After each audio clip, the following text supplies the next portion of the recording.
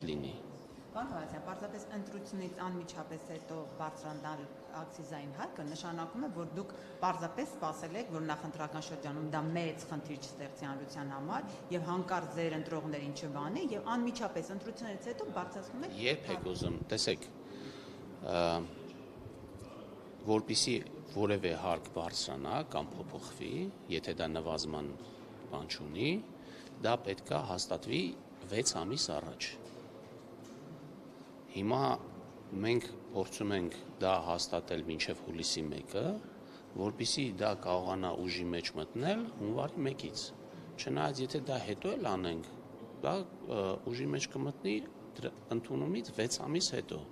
Այսինքն այդ հաստատումը պայմանավորված է եղել նրանով, որ մենք նպատակ ունենք դա մինչև հուլիսի 1-ը ընդունել,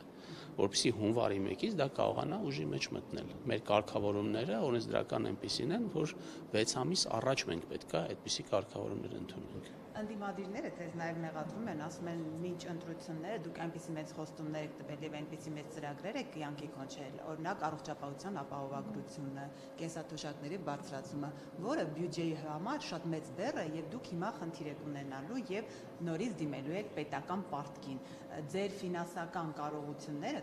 ձեր չնկատի ունեմ Հայաստանի բյուջեի ֆինանսական կարողությունները, արդյոք թույլ են տալիս, որ այ ձեր ասած նախընտրած ծրագրերը առանց պետական պարտքի շարունակեն գործել։ Գիտեք, հիմա այդ որ ասում եք ինչ-որ ընդդիմադիր վերլուծաբաններ ինչ-որ բան են անում, ես երբեմն կարդում եմ իրանց ասածները եւ զարմանում եմ ընդհանրապես, ոնց կարելի է դա կարդալ։ Դա կարելի է կարդալ հələ հերիք չի, հələ հետո մի հատ էլ դա մեջ բերել կամ հավատալ, չգիտեմ ինչը, զարմանալ, չէ, ինչի։ Ես զարմանում եմ, որ ասենք ես զարմանում եմ նրանից, որ կարելի է դա լուրջ ընդունել ընդհանրապես։ 102 միլիոն եվրո եք վերցրել ապահովագրության համար պետական պարտք։ Ինչի՞ եք զարմանում։ Նման բան չի լինի նորից։ Ուրեմն 102 միլիոն եվրո առողջապահության ապահովագրության համար։ Տեսեք, այդ վարկը դա առողջապահության համակարգի բարեփոխումներ իրականացնելու նպատակով է վերցրած։ Այդ փաթեթավորումը չի, դուք բացեք այդ համաձայնագիրը կարդացեք, իր մեջի գործողությունները կարդացեք ու տեսեք, թե ինչի են ուղղվում այդ վարկերը։ Ընդհանուր, այսինքն նույն հենց եթե կոնկրետ այդ վարկին անդրադառնանք, ապա այդ վարկի տրամադրման պայմանները այնպիսին են, որ մենք պետք է գործողությունը իրականացնենք, այդ բարեփոխումը իրականացվի եւ այդ բարեփոխումը իրականացման պայմաններում նոր այդ վարկը տրամադրվելու է։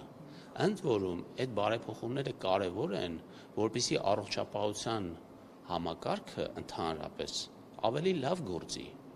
որը կարևոր է համընդհանուր ապահովագրություն։ Չունի այդպիսի ֆինանսական կարողություն եւ դուք հիմա վերցրել եք։ Չէ, դե ախր տեսեք, մենք պարտքը վերցնում ենք, այդ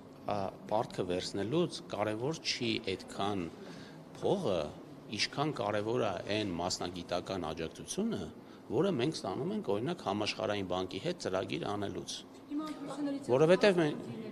հենց այ առողջապահության ոլորտի հետ կապված կանխատեսումն այն է, որ ընտրություններից հետո խնդիրներ են առաջանալու եւ ով է կանխատեսում։ Ձեր ընդհանրախոսներին ասում են, որ առողջապահության ապահովագրության համար նախատեսված գումարներն արդեն սպառվել են։ Դե ես չգիտեմ որտեղից են ասում։ Մենք ունենք բանաձև, որով մենք հիմնադրամին բյուջեից տալիս ենք շահառուների քանակով գումար։ Եվ այդ գումարները տրամադրված են։ Ես այլ տեղեկության մասին չգիտեմ։ Խնդիրներ չեն առաջանում։ Չէ, ինչ խնդիր պետք է։ Եթե խնդիր առաջանա, հասկանանք այդ խնդիրները ինչ բովանդակություն ունեն, այդ խնդիրները կլուծենք։ Այո, նոր է ներդրվել, կարող է եւ խնդիրներ առաջանան, բայց այս պահին որևէ խնդրի մասին ոչ մեկ չի խոսում։ Խոսքը նրա մասին է, որ լինելու է, այսպես ասենք, համաֆինանսավորում, կեսը տալու է պետությունը, կեսը թողնվելու է հիվանդի վրա, բայց հիմա, ասենք, ամբողջ ասենք վիրահատության ծախսերը կարող է ոչ թե կարող է անում է միայն պետությունը։ Չէ, դե եթե դուք օրենքը կարդացած լինեիք, դուք կտեսնեիք այնտեղ, որ համաֆինանսավորման կտոր հիմա էլ կա, այսինքն կախված ծառայության տեսակից, կախված հիվանդությունից, կախված թե այդ ինչ ձևի բուժում է, այնտեղ կարող է համաֆինանսավորում լինել եւ կարծում եմ, որ դա նորմալ է, որ այդպիսի բան պետք է լինի։ Կան ծառայություններ, որոնք անվճար են ստացվում, այսինքն համաֆինանսավորման գումար չկա։ Ես այդ դետալներին չեմ տիրապետում, թե որ ծառայության համար ինչ համաֆինանսավորում կա, բայց այդ սկզբունքը ինքնին դրված է այդ համակարգի ինքում։ Ոչ մի դեպ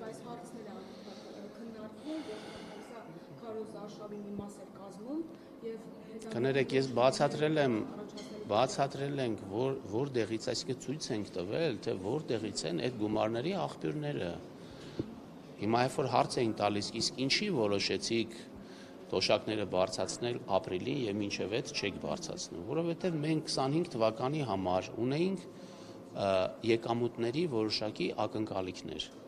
Հետո 25 թվականի ավարտին պարզվեց, որ այդ եկամուտները ավելի մեծ են, քան մեր ակնկալիքները։ Դա փոխում է նաև։ Այո, երբ որ տարին ավարտվեց,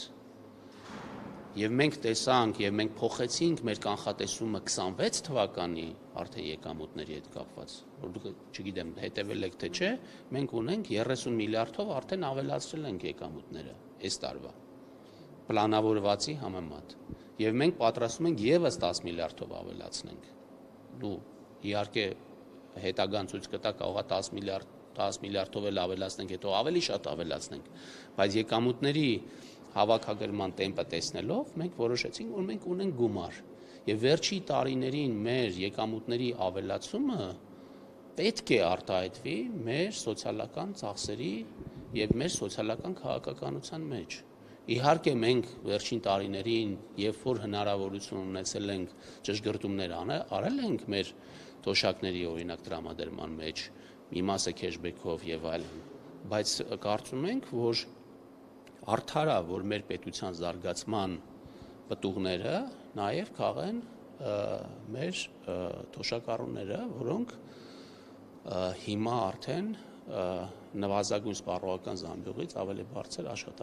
թոշակ են ստանում։ Ընտրությունների մասով մեկ հարցել, արդյոք ձեզ համար ընդունելի է երեկվա կենտրոնական ընտրական հանձնաժողովի որոշումը, ըստ որի Բարգավաճ Հայաստան կուսակցությունը խորհրդարան չմտավ եւ վերաքվեարկություն ըստ էության չիրականացվեց։ Այս ամեն ինչը ձեզ համար ընդունելի է։ Ես իրավական մասով չեմ կարող պատասխանել, որտեղ ես ընտրական օրենքի մասնագետ չեմ եւ իրանք վստահաբար որոշում են կայացրել, բայց ակնհայտ է, որ ընտրակաշարք բաժանած քաղաքական ուժերը բողոքելու ընդհանրապես որևէ բան չունեն, որ արդյունքները այդպեսին են եղել եւ ապացույցներ կան, ընտրակաշարք բաժանելու ապացույցներ կան, իսկ այտենց հիմար արտահայտություններ անելու համար, այսինքն խելքել պետք չի այտենց բան ասելու համար։ Եթե կան, ինչու ոչ մի դատարանի վճիռ չկա եւ բանտում հայտնված մարդիկ չկան։ Ես չգիտեմ, որովհետեւ երևի այդ դեպքերը չեն ուղարկվել դեռ դատարան, որովհետեւ այդ ընտրակաշարքները բաժանվել են վերջերս։ Վստահ եմ, որ երբ որ այդ դեպքերը կգնան դատարան, այդ ժամանակ վճիռներն էլ կլինեն։ Ինձ թվում է այն ձայնագրությունները, որը դուք էլ լսել եք, իրանք շատ մեծ բանը կասկածի տեղ չեն տալիս։ Դե ասում են մոնտաժված են ձայնագրությունները։ Իսկապես ընդդիմությունը ընտրել է եւ դուք բոլորին համարում եք, որ նրանք Չէ, բոլորին չենք համարում, այդպես բան ոչ մեկ չի ասել։